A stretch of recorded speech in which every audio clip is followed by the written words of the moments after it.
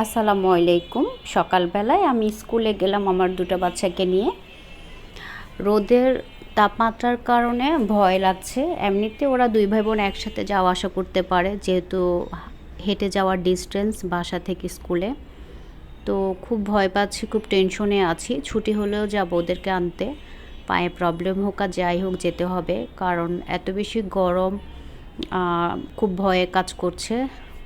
ওরা বারবার বলছে, মাম্মি আপনার যাওয়া লাগবে না, পায়ে প্রবলেম, যেতে হবে না। ছেলে মেয়ে দুজনে না করছে, বাট আমার মানে মন মানছে না। পরে আমি ওদের সাথে গেলাম। হেঁটে যাওয়া যায়। তো ওদেরকে স্কুলে দিয়ে দেন বাসায় যাব। একটু রান্না করব আজকে আমি। তারপরে হচ্ছে আপনার নাস্তা করব। নাস্তা খাওয়া হয়নি, এত তাড়াতাড়ি খাওয়া যায় না। এখন বাজে 8টা। তো বাসার কাছাকাছি আমি চলে আসছি ওদেরকে স্কুলে দিয়ে।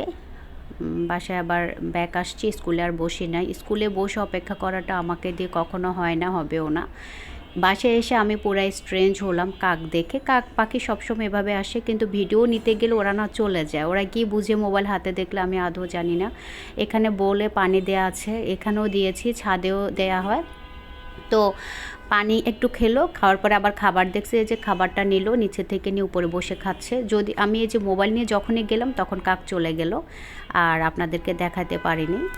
হ্যাঁ, কারণ কাক পাখি যখন এসে খাবার নিয়ে যায় তখন মোবাইল হাতে নিলে দেখা যায় ওরা কি বুঝে, ওরা তখন চলে যায়। এরপর আমি কিচেনে চলে এলাম, নাস্তা করলাম, পরোটা খেয়েছি ডাল দিয়ে, তারপরে চা খেয়েছি। এখানে চিংড়ি মাছ কষিয়ে নিচ্ছি ভালো করে। এখানে হচ্ছে আমি চিংড়ি মাছ দিয়ে আজকে ধুন্দুলটা ভাজি করি সবসময়। আজকে রান্না খেতে ভালো লাগছে, আর হচ্ছে ইচ্ছে করছে, ভালো লাগছে বলতে।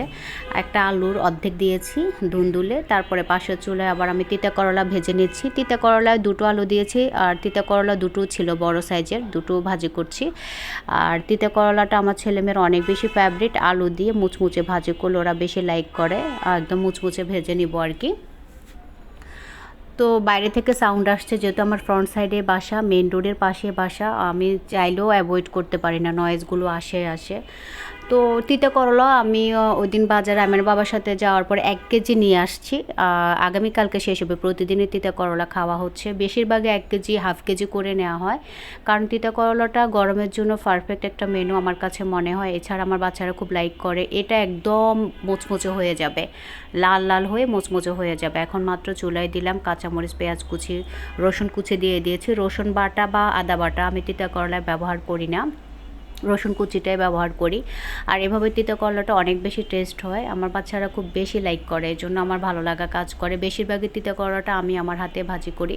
হ্যাঁ, যদি তিতা করলা আমি ভাজি না করে, ওরা বলে কি বেশি তিতা হয়ে গেছে কেউ ভাজি করলে। কেউ বলতে হেল্পিং হ্যান্ড যে খালা, উনি ভাজি করলে নাকি তিতাটা বেশি হয়ে যায়। আমার বাচ্চারা খেতে চায় না, বা অন্য কোথাও গেলেও তিতা করলা কারো হাতে ওরা খাবে না। তিতা করলা খেলে হয়তো আমার হাতে, আর নয়তো আমাদের বাড়িতে গেলে আমার আম্মুর হাতে, মানে ওদের মনির হাতে এটা খাবে। আর কারো হাতে কোথাও কখনো তিতা করলা ওরা খাবে না। এমনিতে ওরা শাকসবজি খায় না, এটা আসলে প্রাউড ফিল করার কিছু না। এটা হচ্ছে আমার খুবই টেনশনের একটা বিষয়। বাচ্চারা মাছ, মাংস, শাকসবজি কোনোটাই কেন যে খেতে চায় না। ওরা আলু ভর্তা, আলু ভাজি, ডালটা ভালোভাবে চিনে মাশাল্লাহ।